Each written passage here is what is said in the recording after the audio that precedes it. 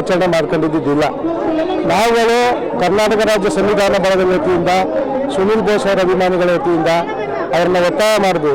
ಇವತ್ತಿನ ಕಾಲಘಟ್ಟಕ್ಕೆ ಇವೆಲ್ಲ ಅವಶ್ಯಕತೆ ಇದೆಯಲ್ಲ, ನಿಮ್ಮಿಂದ ನಾವು ಬೆಳಕಿಗೆ ಬರ್ತೀವಿ, ಪ್ರಚಾರಕ್ಕೆ ಬರ್ತೀವಿ, ನಾವು ಸಮಾಜಮುಖಿ ಕೆಲಸ ಮಾಡ್ತೀವಿ.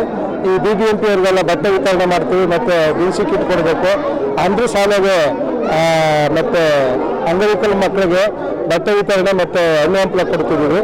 ಭಾಳ ವಿಶೇಷವಾಗಿ ನಾವು ಮಾಡ್ತೀವಿ, ನಮ್ಗೊಂದು ಅವಕಾಶ ಮಾಡಿಕೊಡಿ ಅಂತ ಹೇಳಿದಾಗ ಭಾಳ ಇದು ಮಾಡಿ ನಾವು ಇದೆಲ್ಲ ಅರೇಂಜ್ ಮಾಡಿಬಿಟ್ವಲ್ಲ ಅಂತೇಳಿ ಉಳ್ಕೊಂಡ್ರು.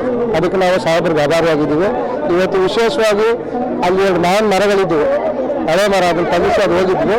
ಹಾಗಾಗಿ ಸಾಹೇಬ್ರ ಕೈನಲ್ಲಿ ಮಾವಿನ ಸಸಿಗಳನ್ನ ನಡೆಸೋದ್ರ ಮುಖಾಂತರ ಅದು ಫಲಗಳು ಪಕ್ಷಿಗಳು ತಿಂಡಿ ಅನ್ನೋ ವಿಶೇಷವಾಗಿ ಅವರ ಹುಟ್ಟುಹಬ್ಬ ಆಚರಣೆ ಮಾಡಿ ನಮ್ಮ ಕರ್ನಾಟಕ ಸಂವಿಧಾನ ಬಳಗದ ವತಿಯಿಂದ ಬೆಳ್ಳಿ ಕಿರೀಟ ಹಾಕಿ ಭಾಳ ವಿಶೇಷವಾಗಿ ನಾವು ಅಭಿಮಾನದಿಂದ ಇವತ್ತು ನಾವು ಹುಟ್ಟುಹಬ್ಬನ ಆಚರಣೆ ಮಾಡಿದ್ವಿ.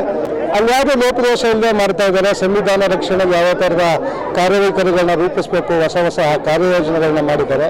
ಈಗಾಗಲೇ ಸಂವಿಧಾನ ಓದುವಂಥ ಪ್ರತಿ ಸಾಲಲ್ಲಿ ಪ್ರತಿನಿತ್ಯ ಓದೋಕೆ ಮಾಡಿದ್ದಾರೆ, ಮಾನವ ಸರಪಳಿ ಮಾಡಿದ್ದಾರೆ. ಈಗ ನಮ್ಮ ಕರ್ನಾಟಕ ರಾಜ್ಯ ಸಂವಿಧಾನ ಬಳಗ ಇವತ್ತು ಅವ್ರ ಹುಟ್ಟುಹಬ್ಬದ ದಿವಸ ಒಂದು ಚಿನ್ನದ ಪುತ್ಥಳಿಯನ್ನು, ಬಾಬಾ ಸಾಹೇಬ್ರ ಚಿನ್ನದ ಪುತ್ಥಳಿಯನ್ನು ಬರುವ 135ನೇ ವರ್ಷದ ಜನ್ಮ ದಿನಾಚರಣೆಗೆ ಸರ್ಕಾರಕ್ಕೆ ಸಮರ್ಪಿಸಬೇಕು ಅಂತ ಇವಾಗ ಅನೌನ್ಸ್ ಮಾಡ್ತೀವಿ. ನಾವು ರಾಜಪ್ಪ ಅವರು ಮತ್ತು ನಮ್ಮ ಪರಮೇಶ್ವರ್ ಸಾಹೇಬರು ಚಾಲನೆ ಕೊಡ್ತಾರೆ.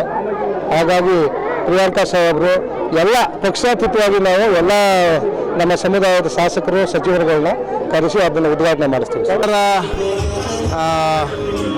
ಒಂದು ದಲಿತರ ನಾಯಕರು, ದಲಿತರ ಕಣ್ಮಣಿ ಮತ್ತು ವಿಶೇಷವಾಗಿ ಈ ರಾಜ್ಯದ ಅಪರೂಪ ವ್ಯಕ್ತಿತ್ವದ ನಾಯಕತ್ವ ಡಾಕ್ಟರ್ H.C. ಮಾದೇವಪ್ಪನವರು ಇವತ್ತು ಅವರ ಒಂದು ಹುಟ್ಟಿನಿಂದಲೂ ಕೂಡ ಹೋರಾಟದ ಮೂಲಕ ಈ ಶೋಷಿತ ಜನಾಂಗಕ್ಕೆ ಒಂದು ಧ್ವನಿಯಾಗಿ, ಇಡೀ ರಾಜ್ಯದಲ್ಲಿ ಈ ಶೋಷಿತ ಜನಾಂಗಕ್ಕೆ ಒಂದು ಶಕ್ತಿಯಾಗಿ, ಧ್ವನಿಯಾಗಿ ನಿಂತಂಥ ವ್ಯಕ್ತಿತ್ವದ ಒಬ್ಬ ಮಹಾನ್ ನಾಯಕ.